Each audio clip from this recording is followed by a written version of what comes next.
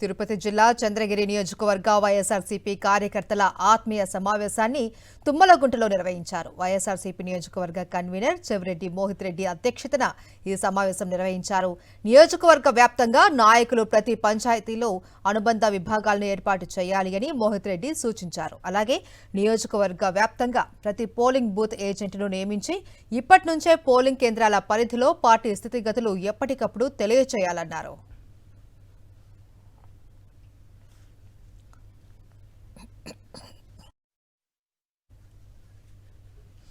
తిరుపతి జిల్లా చంద్రగిరిలో విచ్చలవిడిగా గ్రావెల్ దందా సాగుతోంది అన్నారు చెవిరెడ్డి మోహిత్ రెడ్డి. టీడీపీ నేతలు గుట్టలు తవ్వేసి భూ కబ్జాలు చేసేస్తూ ఉన్నారని ఆరోపించారు.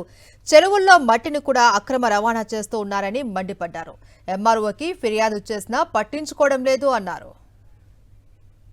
ఈ గవర్నమెంట్ వచ్చినప్పటి నుంచి అక్రమ ఇసుక, అక్రమ గ్రావెలు ఎక్కడ పడితే అక్కడ అన్ని చోట్ల కూడా టీడీపీ నాయకులు, అదేవిధంగా ఇప్పుడున్న ప్రస్తుత ఎమ్మెల్యే పులివర్తి నాని గారి ఆధ్వర్యంలో మొత్తం 25 చోట్ల ఇవన్నీ జరుగుతున్నాయి. తవ్వడమే తప్పుడుగా ఈ విధంగా టిప్పర్లు పెట్టి ఇవన్నీ పెట్టి తవ్వడమే తప్పు అంటే ఆ తవ్వేసి దాన్ని చెదురు చేసి ఈరోజు పూర్తిగా దాన్ని వ్యవసాయం పండించుకొని టీడీపీ నాయకులు కొంతమంది దాన్ని భూ కబ్జా చేయడం జరిగింది.